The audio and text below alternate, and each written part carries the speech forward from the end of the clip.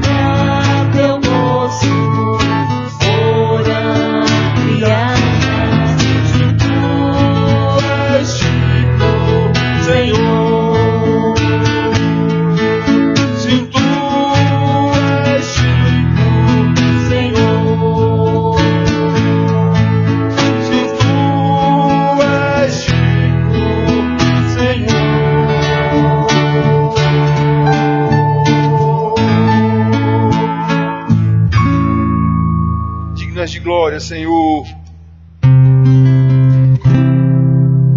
Digno és de glória.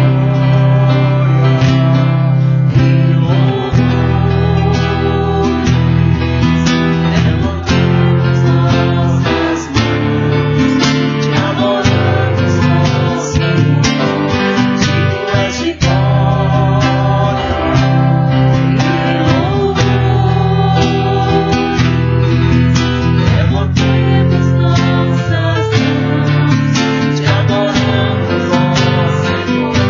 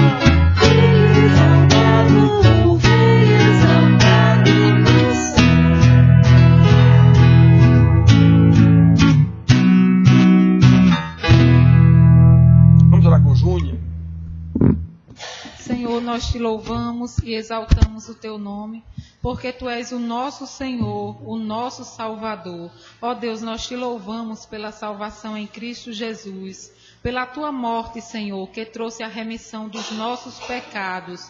Nos abençoa, ó Deus, para que a cada dia sejamos cada vez mais obedientes a ti. É assim que nós te oramos e te agradecemos em nome de Jesus. Amém. Amém. Amém. Podem sentar, queridos.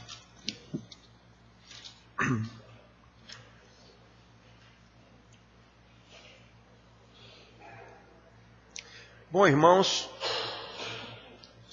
como eu já disse, nós estamos na tal chamada Semana Santa. E eu já ouvi, nessa tal Semana Santa, normalmente os pastores, com base nessas datas comerciais, fazem propagandas com o tema daquela data comercial. Se for Dia das Mães, aí ele faz uma pregação lá na Mulher Virtuosa de Provérbios. Aí se for Dia dos Pais, aí ele faz uma pregação lá em Jó, no início, quando Jó se preocupava com seus filhos e tal.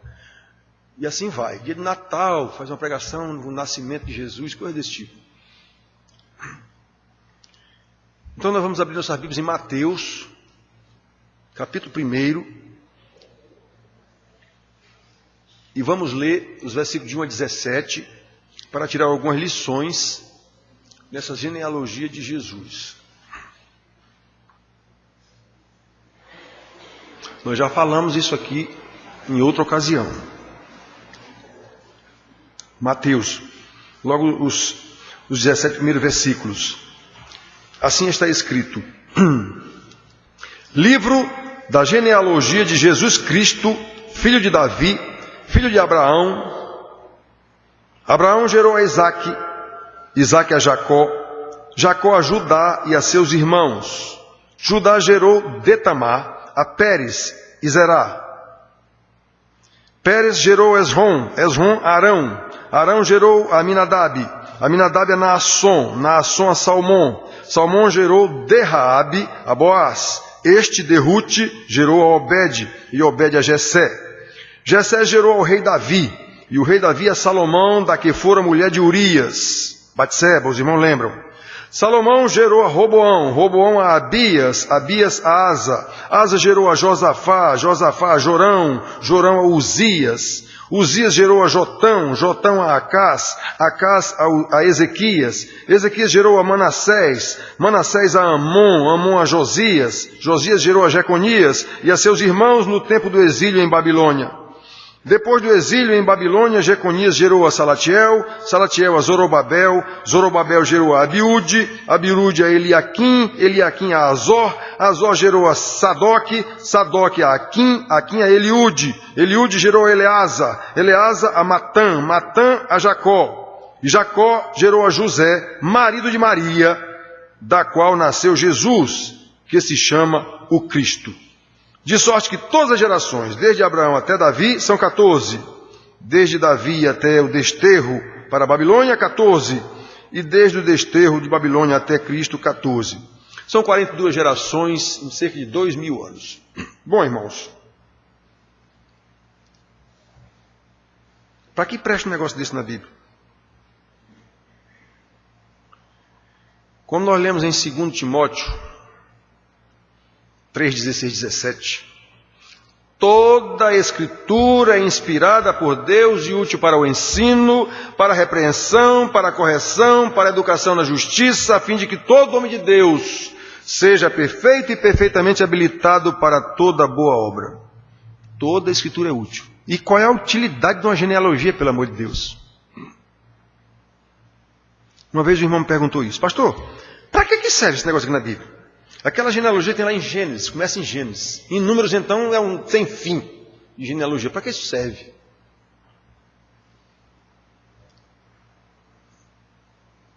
Pois bem, o irmão dizia que não servia para nada. Ele não via nenhuma utilidade nisso. O irmão estava equivocado, é claro.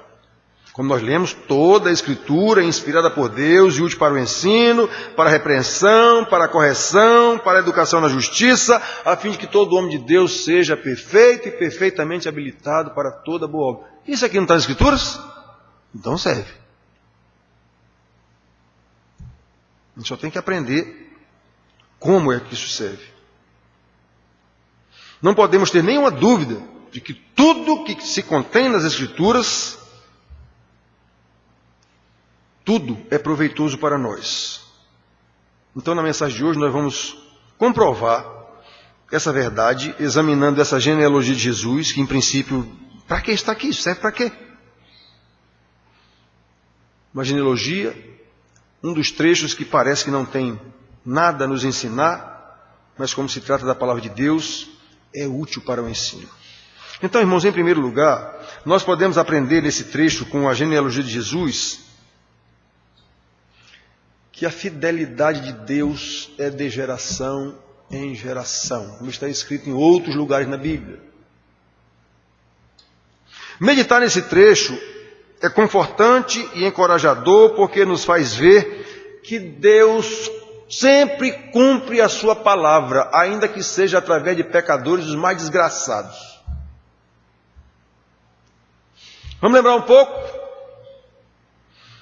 Em Gênesis 12, 3, Deus prometeu a Abraão que da sua descendência todas as famílias da terra seriam abençoadas. Ele estava apontando para o descendente, como Paulo explica lá em Gálatas. Ele estava apontando para Jesus. Em Isaías 11, 1, Deus promete que levantaria um renovo do tronco de Jessé, pai de Davi. Então esses versículos sobre a genealogia de Jesus, que parecem destituídos de proveito, provam que Deus cumpriu as suas promessas. Lá de Abraão, toda a família da terra seriam abençoadas, e em Davi, como ele começa a dizer aqui, filho de Davi, filho de Abraão. O primeiro versículo logo. Pois é. O filho de Maria era o filho de Davi e era o filho de Abraão, prometido nesses versículos que a gente leu aqui de Gênesis e de Isaías. Jesus é o descendente de Abraão, que veio para abençoar toda a família da terra. Jesus é o filho de Davi, que o cego Bartimeu lá clamou. Jesus, filho de Davi, ele sabia a história. Veio resgatar o seu povo da escravidão do pecado. Portanto, louvado seja Deus pela sua fidelidade. Vendo uma genealogia dessa aqui, a gente vê, Deus cumpriu isso aqui. Então eu posso acreditar que Ele vai cumprir o que está prometido para frente. Deus é fiel. A favor ou contra nós, Deus é fiel. Nunca nos esqueçamos dessa lição, queridos. Deus prometeu que mandaria o Salvador, o Redentor, e mandou. De igual modo, Ele prometeu que salvará todo aquele que nele crê, e certamente cumprirá a sua palavra, porque Deus não é homem para que minta, como está escrito em Números 23, 19. E de geração em geração é a sua fidelidade, como está escrito em tantos lugares na Bíblia, como por exemplo no Salmo 100, versículo 5. Não esqueçam, podemos confiar nesse Deus. O que nós vemos nessa genealogia aqui, que Ele prometeu, desde lá de Gênesis, cumpriu. Em segundo lugar, essa lista de nomes nos mostra, de um lado, como o pecado é terrível. Pessoas pecadoras, as mais terríveis, estão envolvidas aqui. Cometeram o pecado, inclusive Davi, cometeram o pecado dos mais terríveis. Como o pecado é terrível, como o pecado é devastador. Isso é um lado. O outro lado, como Deus é soberano sobre o pecado, inclusive. Por exemplo, no versículo 3, nós lemos aqui que Judá gerou de Tamar a Pérez. Essa Tamar era nora dele. Não sei se vocês lembram. Era nora dele. O primeiro filho dele, com Tamar, morreu sem deixar descendência. Conforme a lei do levirato, o outro irmão mais novo teria que assumir a mulher. E a descendência que viesse seria do irmão que morreu. Pois bem, esse camarada, como não queria gerar descendência do irmão, diz lá o texto que quando ele coabitava com a mulher, ele não injetava nela o sêmen, o esperma. Botava para fora, foi castigado por isso, morreu também. Aí ficou o mais novo. O mais novo ainda não era homem para se casar. Então Judá disse, olha, volta para casa do teu pai, que quando o menino tiver homem, ele vai te desposar para cumprir a lei. Pois bem, o menino ficou homem e Judá não cumpriu a promessa. Então a moça sabia que Judá ia subir para tosquear as ovelhas, vestiu-se de prostituta, Judá já estava viúvo, e foi lá para a estrada esperar Judá, como havia naquela ocasião esse tipo de coisa. Chegou lá, estava a prostituta, Judá necessitado, já estava viúvo, chamou a prostituta, e ele disse, espera aí, doutor, o que é que você me dá? Prostituta, vocês sabem que, como diz, é a profissão mais antiga que tem que ter pagamento. Ele disse, eu te dou um cordeiro. Mas cadê cordeiro? Você, não, eu vou tosquear e depois ele manda, não, mas não é assim, tem que deixar alguma garantia, algum penhor. Ele deixou o anel, se eu não me engano foi o anel que ele deixou, e o cajado, se eu não me engano foi isso. Aí chegou lá na tosquia, mandou, conforme homem de palavra, mandou o empregado trazer o carneiro para a moça. A prostituta. O cara chegou lá, não tinha prostituta nenhuma. Voltou e disse, doutor, lá não tem prostituta nenhuma, meu senhor. Disse, então pronto, eu cumpri a palavra, mandei o pagamento. Se ela não estava mais lá, não posso fazer nada. Dentro de alguns meses, a moça engravidou e mandou avisar. A moça, avisaram a ele, a tua nora, que continuava sendo nora dele, está grávida, terá que ser morta apedrejada. Aí ela mandou dizer, o homem que me engravidou é o dono desse anel aí, desse cajado. Era ele. Aí ele disse, você está certa, o errado fui eu, que não cumpri a minha palavra de dar o meu filho a você. Aí ele a tomou como mulher. Né? E esse menino gerado foi esse aqui, ó. Judá gerou de Tamar a Pérez. Esse Pérez, se eu não me engano, foi o pai de... está aqui escrito. Que chegou veio terminar chegando em Boaz, na descendência. Então repare que dessa relação ilegal, digamos assim, de Judá com a própria nora, daí vem a genealogia de Jesus. Então reparem que o negócio não é assim, não, Jesus é sem pecado, então ele teve que ter uma genealogia só de gente boa. Não é isso não. Então nós vemos aqui claramente isso, não é? Nós vemos claramente esse tipo de coisa. Nós vemos como Deus, nas gerações seguintes aqui, transformou esse pecado de Judá com Tamar em bênção, segundo o seu propósito, para a chegada do Messias, descendente daquela relação pecaminosa.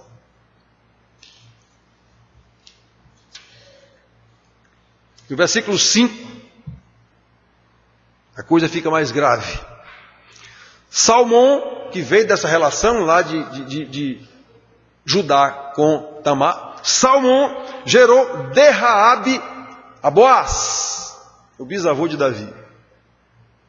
Como a Bíblia não fala de nenhuma outra Raabe, a não ser aquela Raabe lá que escondeu os espias, uma prostituta, então a gente entende que essa Raabe aqui é aquela prostituta.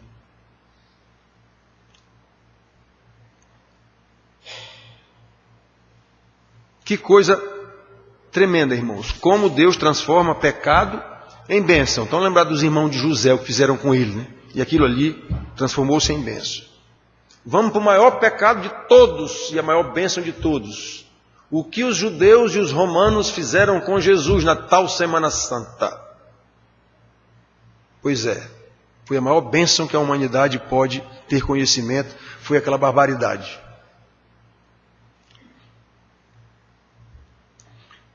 No versículo 6, de igual modo, nos faz ver como Deus, segundo o seu propósito, levantou o grande rei Salomão como membro da família de Jesus. E Salomão era filho de Davi com Batseba, aquela que fora mulher de Urias, e o que o rei Davi tomou de forma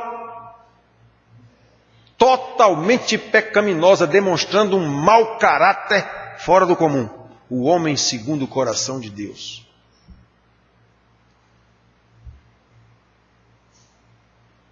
Que coisa incrível, irmãos. Que coisa incrível. Davi, foi falado aqui, se eu não me engano, há poucos dias atrás, por pastor Antonino. Davi armou, que coisa incrível. Como é que pode um homem, um pastor, ele era pastor de Israel, um rei, armar uma trama daquela? A mulher engravidou, agora manda chamar o cara. Vai dormir com a tua mulher, o cara não quis, um homem leal, fiel. Ora, o meu senhor, que é o general, o meu senhor está na guerra, meus amigos estão na guerra, como é que eu vou agora aqui ficar no bem bom com minha mulher? Não posso. O rei não gostou disso, convidou o cara para comer, embriagou o cara. Embriagou o cidadão, mandou ele bêbado para casa. Agora bêbado ele vai. Não foi, ficou dormindo na porta. Aí escreveu uma cartinha com a condenação, com a sentença de morte do rapaz, entregou a ele mesmo para ele levar para o general. Caramba, irmão, sabe quem fez isso? O homem segundo o coração de Deus. Que a gente na igreja, por causa dos dogmas errados da igreja, descendência da igreja católica, tende a praticamente idolatrar esses homens. Tende a glorificar esses homens. O rei Davi não é melhor do que eu, não, nem do que o Fernandinho Beiramar. A diferença estava na graça de Deus na vida dele. Eu tenho dito para vocês isso. Paulo não era melhor do que eu, não, nem Abraão, nem ninguém. Nem melhor do que Fernandinho Beiramar, do que Hitler, do que Lula, do que ninguém. A diferença está na eleição de Deus. Quem elegeu e para quê? Com que finalidade? Com que propósito? Os propósitos de Deus, como disse Jó, bem sei que teus propósitos todos serão cumpridos. Não tem quem faça descumprir. Sei disso. Então, meus filhos, prestem atenção. Nos versículos seguintes, isso aqui, pecados que Deus transformou em bênção, de uma forma que só você ainda estudar, meu Deus, que é isso? Aí lembre sempre do maior dos pecados, a morte de Cristo e a maior das bênçãos, está ali embutida, no mesmo lugar. O grande amor de Deus que deu o seu Filho, não esqueça, junto com esse grande amor está a grande ira de Deus, por causa do pecado, a tal ponto dele sacrificar o próprio Filho numa cruz. Então nós podemos ver aqui na sequência, certo? Como pais piedosos geraram filhos perversos. Eu vivo dizendo para vocês aqui na minha briga eterna com a educação dos filhos. Filho de crente não é crente. Isso se é que o pai é crente também, né? O fato de estar na igreja diz que é crente, mas não é não. Às vezes não é não. Às vezes não, na maioria das vezes. Mas tem-se que é crente. Aí o filho também é. É não.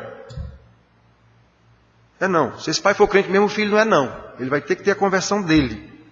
E para isso, conforme Deus orientou, ordenou, na verdade, os pais têm que criar os filhos de manhã, de tarde e de noite, ensinando a palavra de Deus. Os pais. Não pode ser terceirizado isso não. Os pais. Vocês sabem como eu luto com isso aqui. Então vejam bem, como é que pode? Como é que pode?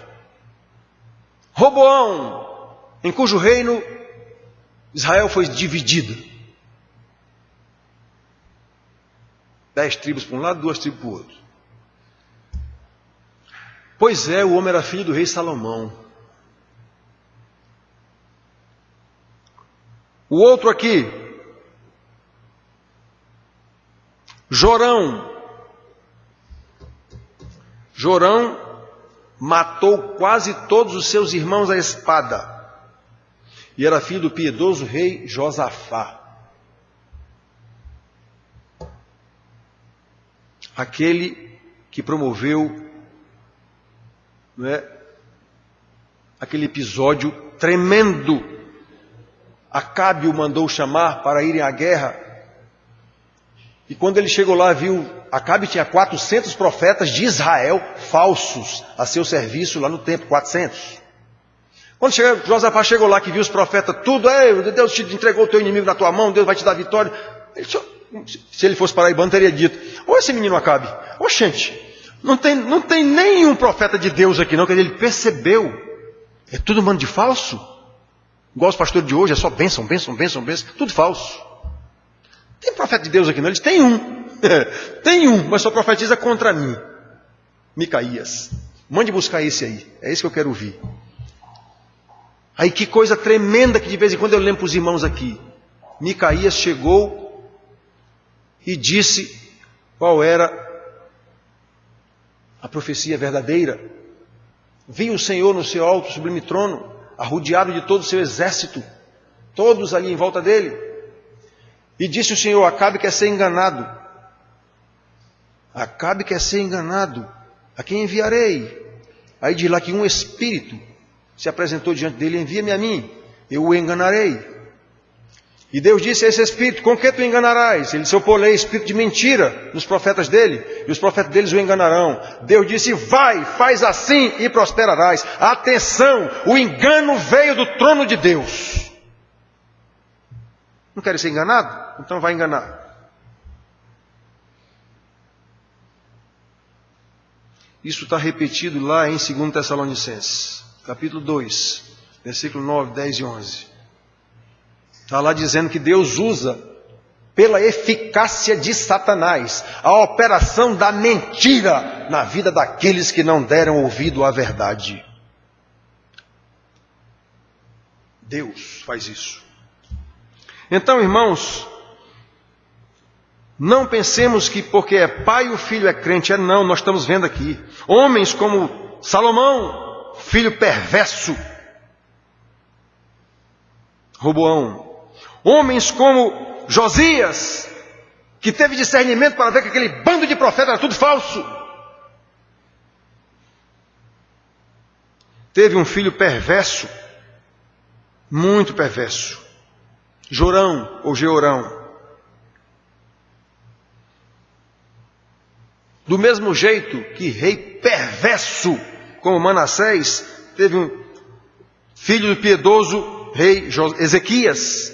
Vocês sabem, Ezequias foi um dos que promoveu uma reforma no templo, tudo.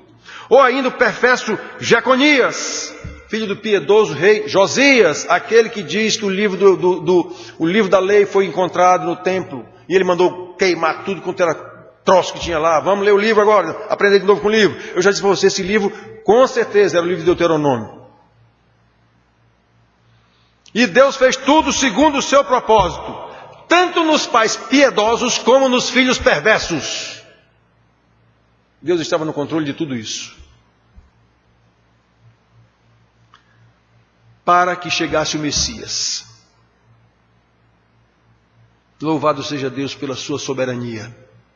Seja José, o homem que não tem uma falha, digamos assim, no relato da Bíblia, seja nos seus filhos perversos, o propósito de Deus foi feito.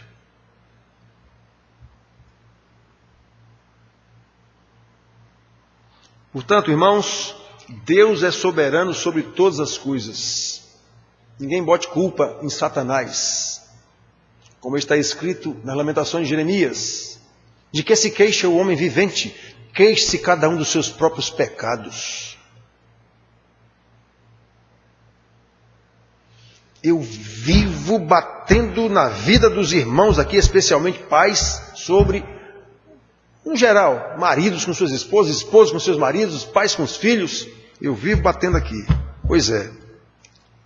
Os irmãos não cumprem. Quando não cumprem, sabe quem desafiaram? Deus. O pastor se sente traído. O pastor se sente traído. Um pecador miserável como vocês. Imagine Deus.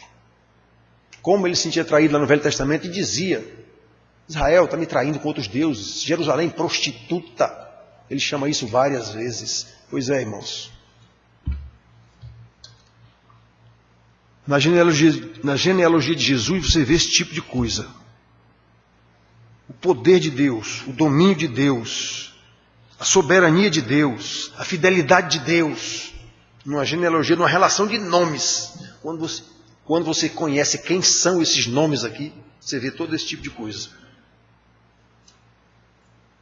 Em terceiro lugar, irmãos, aqui, assim como nós vimos, né, que reis piedosos, filhos perversos de reis piedosos, nós podemos ver que esses filhos perversos foram criados. Como é que pode, irmãos? O que é que nós aprendemos nisso? Não é bastante ser pais piedosos e dar bons exemplos para que nossos filhos sejam salvos. Isso não é bastante. Isso é o mínimo que nós temos que fazer, mas não é bastante.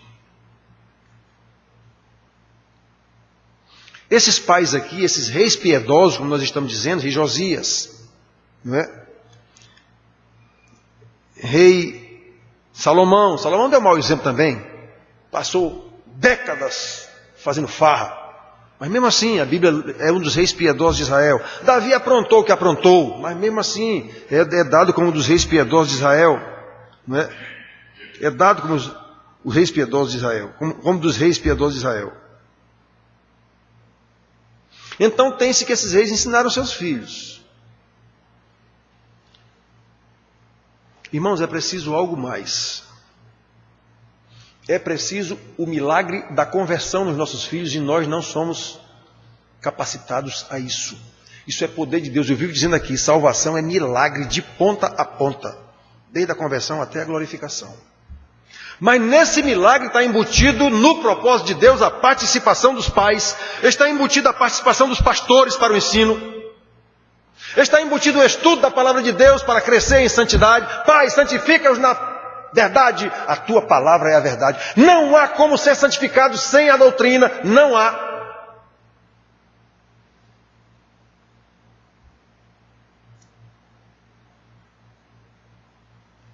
Olha, irmãos, a graça de Deus não é hereditária. Porque eu sou crente, meu filho automaticamente é crente. E como tem gente que pensa isso? Já houve caso de mãe tida por santa, já que vive na igreja, dizer isso. Ah, pastor, eu criei minha filha na igreja, como é que hoje ela é uma perversa? Depois era para ter criado em casa. Era para ter criado em casa, era para ter ensinado sua filha em casa. E não querer terceirizar o ensino da sua filha dentro da igreja o tempo todo. A igreja ajuda. Pastores, professores, presbíteros, ela ajuda, mas a criação é em casa. Quem ensina é pai e mãe. Isso é ordem de Deus, não pode ser terceirizado. Não pode ser transferido para um tio, para um avô. Não pode.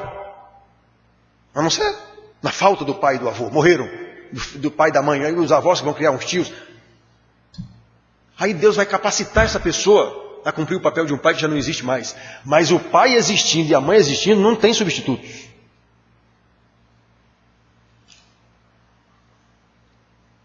Essa procuração foi dada para Deus e não pode ser subestabelecida. Pai e mãe. Não é avô e avó, nem tio, não. A graça não é hereditária, irmãos. A nossa parte como pais é ensinar como Deus mandou.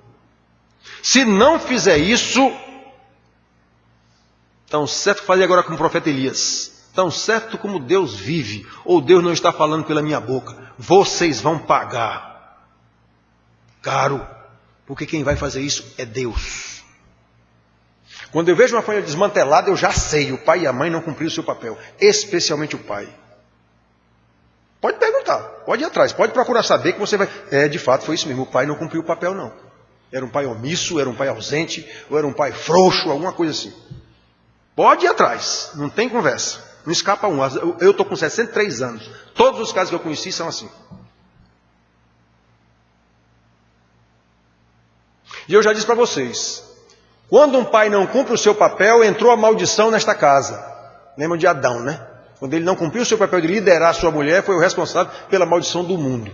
Pois é, quando o pai não cumpre esse papel, e a mãe passa por cima desse pai que não cumpre o seu papel, dobrou a maldição.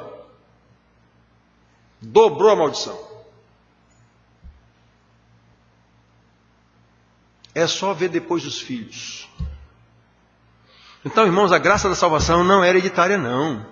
É Deus quem salva, só que Ele mandou os pais ensinar os filhos, conduzir os filhos na sua palavra. E não tem esse negócio de filho que ficou velho, já tem 18 anos. Ele pode ter 40, se estiver dentro da minha casa, ele vai fazer o que eu disser. Eu sou o pai, eu sou o responsável. Ele pode ter 40, 50 anos. Se estiver morando dentro da minha casa, debaixo do meu teto, eu sou o chefe. Eu tenho a instrução para dar.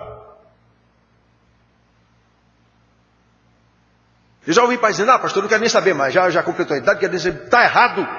Não está dentro da sua casa. Ele já saiu, já constituiu sua família. Como está escrito na Bíblia, deixa pai e mãe e se une a sua mulher ou ao seu marido e constitui outra família. Já aconteceu isso? Não. Então é você o responsável.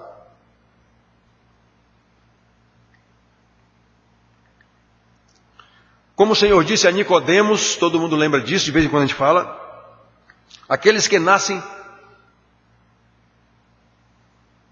do alto, ele diz a Nicodemos, não nascem do sangue, nem da vontade da carne, nem da vontade do homem, mas de Deus. O menino não é crente porque nasceu de você que é um crente. Isso é algo misterioso, isso é algo mais profundo, isso é obra do Espírito Santo. Ele nasce de novo de Deus, não é de você. João 1,13. Então nós conhecemos pais que literalmente se matam querendo converter os seus filhos através do que eles imaginam ser bons ensinamentos, bons exemplos. Que os pais crentes de fato façam isso, transmitam sim aos seus filhos ensinamentos de acordo com a palavra. Que os pais crentes façam isso sim, deem bons exemplos, mas precisam saber que se isso é eficiente, não é suficiente para a salvação dos seus filhos. Por isso, nunca se esqueçam de ensinar seus filhos dia e noite, sim. Dar bom exemplo sempre, sim. Mas orar sem cessar pela conversão deles. Isso é individual. Pais crentes que certamente deram bons exemplos desses filhos, deram bons ensinamentos. Olha as desgraças que eles criaram. Está aqui na genealogia de Jesus. Clamem dia e noite pela graça de Deus, para que os seus filhos nasçam do Espírito. A piedade, repito, o ensino, repito, o bom exemplo, sim, tem que compor uma unidade com a oração perseverante. Com eles e por eles, orem com eles. Sempre, orem com eles sempre. E por eles sempre. Porque a suficiência para a regeneração pertence exclusivamente ao Espírito Santo. Louvado seja Deus pelo seu poder. Então, irmãos, lembrem, Deus é fiel, Ele prometeu que mandaria o Salvador, mandou.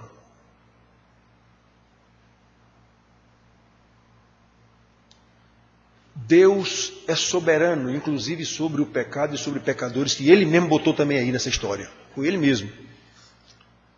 Paulo, lá nos capítulos 9, 10 e 11 de Romanos, não é todo mundo que consegue enxergar isso lá, mas está lá escrito que Deus colocou os judeus em desobediência exatamente para fazerem aquilo. Aquilo o quê? A desobediência, a morte de Jesus, a fim de que os gentios fossem enxertados. Meu Deus do céu! É depois de dessa explicação, que é um mistério que não cabe na nossa cabeça, que Paulo estoura naquele grito de louvor. Oh, profundidade da sabedoria do conhecimento de Deus! Exatamente por isso que ele estourou naquele... Que é isso? Como é que pode um negócio desse? Foi Deus que colocou os caras em desobediência exatamente para matar Jesus. Se ele não fosse desobediente, eles não matariam Jesus. Se eles recebessem Jesus tudo direitinho, conforme a profecia, nós não seríamos salvos. Era só Israel.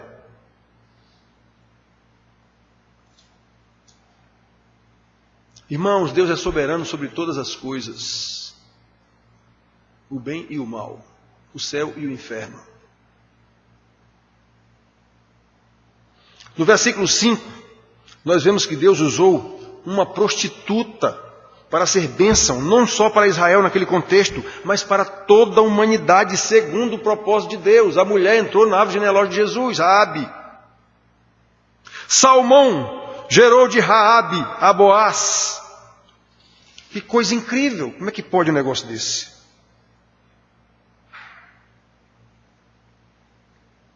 Rei piedoso criou um filho, uma desgraça. Não é possível. Deus faz todas essas coisas e usa isso conforme o seu propósito. Por fim, irmãos, aprendemos nessa relação de nomes como nosso Senhor é misericordioso e compassivo. O que é misericordioso? Ele vê a nossa miséria, a miséria do pecado, e assume essa miséria. E o que é compassivo? Vem de compaixão, a tal paixão de Cristo, sofrimento de Cristo. Paixão é sofrimento. Compaixão, compassivo é ter compaixão, é sofrer com. É ter paixão com, paixão é sofrimento.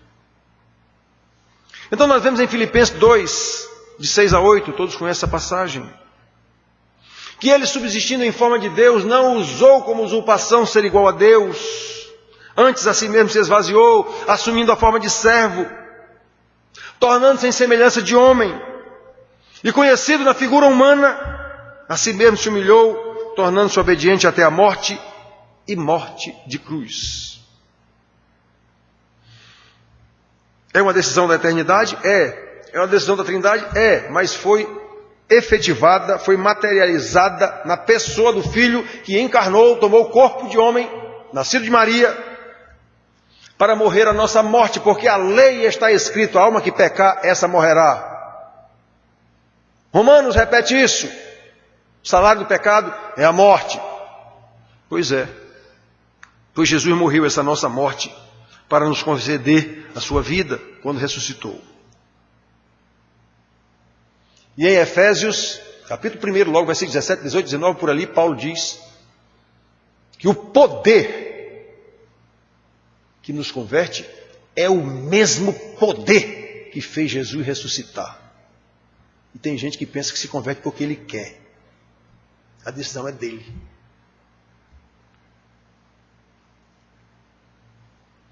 Então, irmão, nessa pequena árvore genealógica de Jesus, Lucas também tem uma.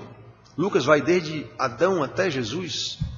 Lucas está apresentando, digamos assim, a descendência do Jesus humano. Aqui, Mateus enfoca, pegando só de Abraão até Jesus, a descendência dos nascidos na fé, dos filhos da fé.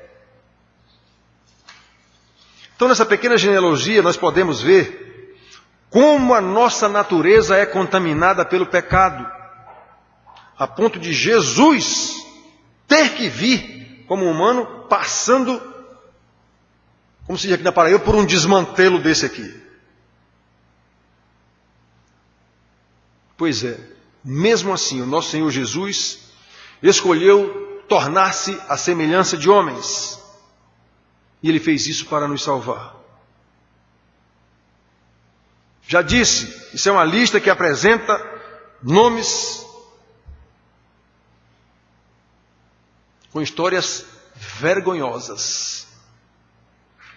Porém, o nome que figura no final da lista: e Jacó gerou a José, marido de Maria, da qual nasceu Jesus, que se chama o Cristo. O nome que figura no final da lista é o nome mais importante. Não interessa se os outros lá atrás foram pecadores terríveis. Deus transformou isso em bênção até chegar a Jesus, o nosso Salvador. E assim como Ele não se envergonhou de vir de uma árvore genealógica perversa desse jeito, pessoas perversas desse jeito,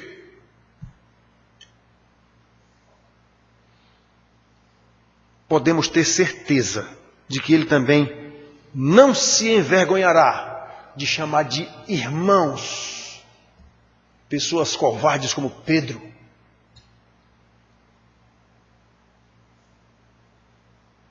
e pecadores ingratos como nós, que negamos o nosso Senhor a cada instante quando não cumprimos o que sabemos que devemos fazer, quando não cumprimos o que sabemos que não devemos fazer. Cada atitude dessa é uma negação ao Senhor. A gente aponta o dedo para Pedro, negou Jesus. Pois é, cada vez que a gente faz uma atitude contrária ao que nós sabemos que o Senhor mandou, estamos negando o Senhor. Estamos negando o seu senhorio sobre nossas vidas. Foi para isso que Jesus veio, como Ele mesmo afirmou: eu vim para que tenham vida e vida em abundância, João 10:10. Louvado seja o Senhor que nos concede a sua vida. E é vida em abundância mesmo, porque é a vida dele, nele e para ele. Infelizmente, as igrejas pregam esse versículo como se fosse vida em abundância aqui na terra. Bens materiais, riqueza. Meu Deus do céu.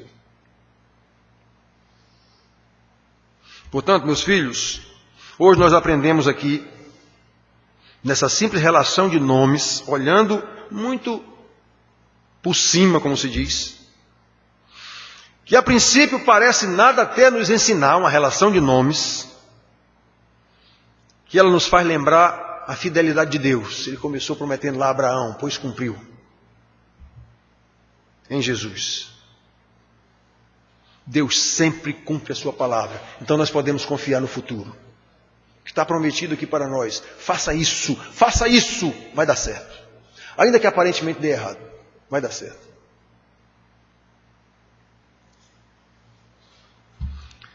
Nós aprendemos também, numa relação de nomes que a princípio parece nada ter a nos ensinar, como a pecaminosidade do pecado, terrível como é, pode e é vencida pelo poder de Deus. Deus está sobre o pecado. Ele tem domínio sobre o pecado.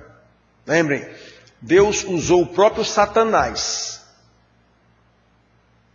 para provar Jó, para fazer o que fez com Jó. Ali no início do livro, nós temos uma expressão escrita ali que é simplesmente espantosa. Deus dizendo a Satanás: você me deu corda, digamos assim, contra o meu servo, eu fiz o que fiz com ele, está aí, ele não me negou não. Deus dizendo isso a Satanás. Ou seja, Deus admitindo, digamos assim, que foi Satanás quem o incitou contra Jó. As pessoas pensam que Deus é inimigo de Satanás. Não. As pessoas pensam que Satanás é inimigo de Deus. Não. Ele é inimigo nosso, não é de Deus não. Não adianta ser inimigo de Deus, ele sabe disso. Deus é senhor de Satanás. Senhor, criador, e mantém com vida porque ele quer, porque tem um propósito para ele também. A gente não entende como é isso, mas é assim que funciona. Vai ver Jó. O livro de Jó. O livro de Jó, já li 300 livros que dizem que o tema do livro de Jó é porque o justo sofre. Não. O livro não explica em nenhum momento por que o justo sofre. O que o livro mostra é a perplexidade de um homem justo diante do sofrimento sem ele saber por quê. E Deus não diz por quê também não.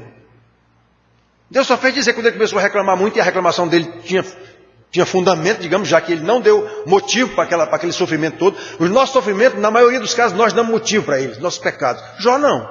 Estava aí, nem deu mesmo não.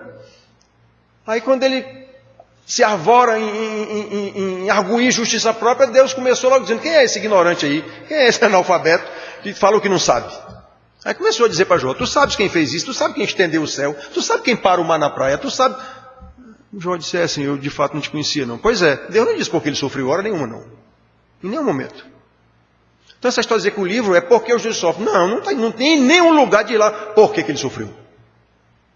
Se vê um pobre homem desgraçado com a desgraça do próprio Deus em cima dele, pela instrumentalidade do pecado, só para mostrar a ele que ele pensava que era bom, mas não era não.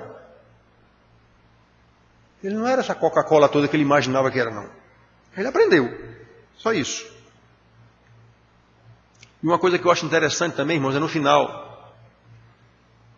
Quando Deus diz: ora pelos teus amigos. Eles falaram que não era reto de mim. Jó ainda estava todo lascado, como se diz aqui na Paraíba. Era para dizer: mas Senhor, olha como eu estou. Não. Deus mandou ele orar do jeito que ele estava. E a gente tende a ficar assim: tadinho de mim, não sei o quê.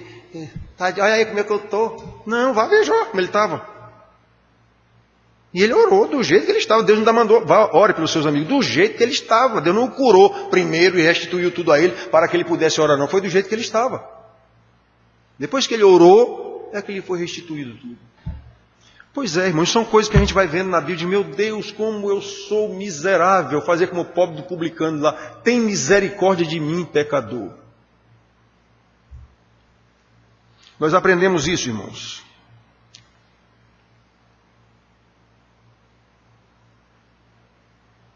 Como a pecaminosidade do pecado é terrível e como nos engana. O auto-engano do pecado. A gente achar que é alguma coisa, até o pobre do Jó. A gente achar que é alguma coisa. de achar que merece isso, isso, isso, isso.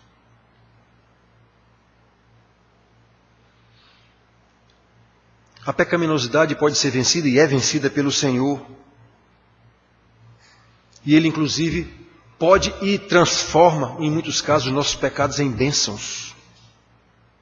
Segundo o seu propósito, embora esses pecados vão apresentar suas consequências. Lembram de Davi, né? A espada jamais se afastará da tua casa. Davi continuou sendo o rei de Israel, o pastor de Israel, o homem segundo o coração de Deus, sim, mas a casa dele foi uma desgraça o resto da vida.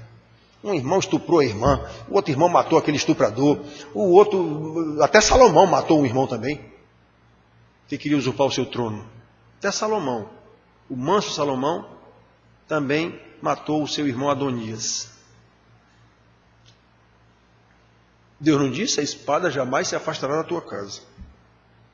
Então, pecado, Deus transforma em bênção, sim, mas a consequência do pecado, não. A consequência do pecado você vai pagar. É por isso que eu digo para os irmãos aqui, e parece que eu estou ameaçando, não parece não, eu estou mesmo. Está na Bíblia isso. Eu estou mesmo, está na Bíblia isso.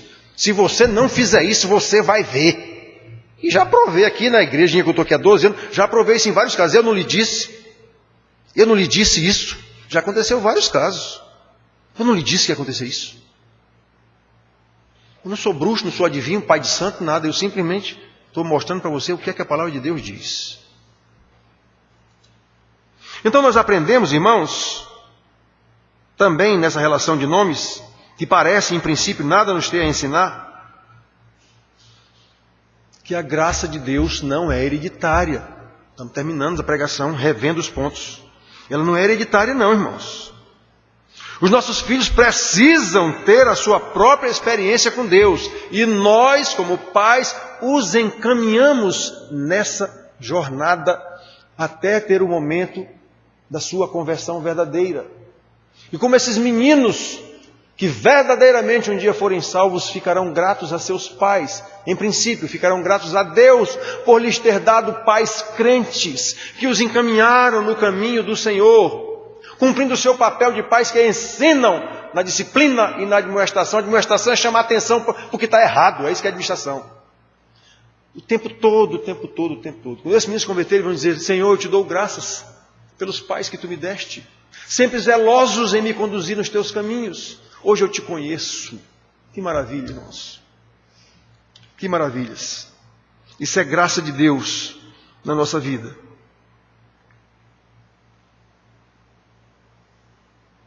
Os nossos filhos precisam conhecer essa graça. Por último, aprendemos numa relação de nomes que a princípio parece nada ter a nos ensinar. Como nosso Senhor é misericordioso e é compassivo. Como Ele simpatiza conosco, pecadores que não têm condição, não têm a mínima condição, somos limitados. E Ele simpatizou tanto com essa nossa limitação, com essa nossa condição, ou falta de condição, que se fez um de nós. Se fez homem. Meu Deus do céu, irmão, só da gente pensar que Deus, o Deus do céu, o Deus Criador, tomou forma de homem, pecador. Ele não teve pecado, mas tomou forma de um homem pecador. Meu Deus do céu! Isso é muita compaixão, isso é muita misericórdia. Está escrito lá em Hebreus 5:8, que ele aprendeu a obediência pelas coisas que sofreu. Deus é sábio. O filho nasceu numa família pobre, das mais pobres de Israel. Das mais pobres de Israel. A sua oferta de Jesus no templo lá foi 2 pombinhas. Era exatamente a oferta mais barata que tinha em Israel. Para sofrer como nós, experimentar como nós, as nossas limitações. E ele experimentou, tanto que ele morreu numa cruz. Ele tinha limitações como homem, morreu numa cruz. Senão ele não morreria. Aliás, esse foi um ensino desgraçado no início da igreja. Ele não morreu não, aquilo ali, ele não morreu. Se ele não morreu, então não tem salvação pela sua morte. A cruz, como Paulo explica, é tudo besteira. Essa fé é em vão, é uma fé vã. Pois é. Teve esse ensinamento no início da igreja, muitos apóstolos, as cartas dos apóstolos, muitas das suas cartas. Lembra de João? Aquele que negar que ele veio na carne não tem Deus, é por isso. Ele não morreu coisa nenhuma, ele não era homem coisa nenhuma. Era só uma aparência de homem, mas não era homem não. Então acabou com a mensagem da cruz? Pois é. Então, irmãos, ele veio, tornou-se um homem e morreu numa cruz em nosso lugar para nos dar vida. E mais, nunca mais ele deixará de ter esse corpo.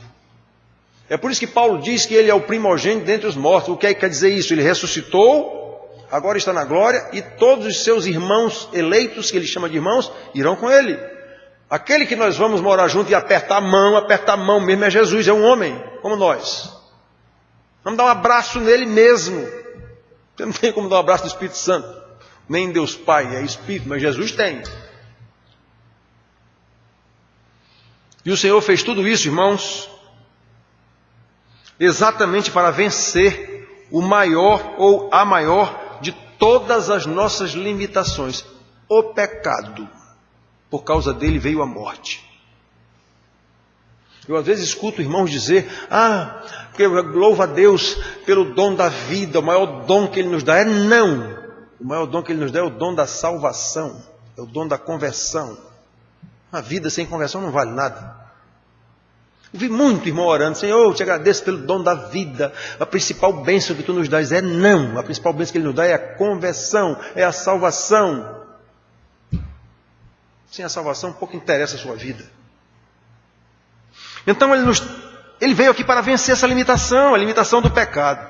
Adão, o dia em que comeres morrerás. Adão não morreu na hora que mordeu a tal da fruta, não, mas entrou a morte. Espiritualmente ele morreu, Deus o expulsou na hora da sua presença.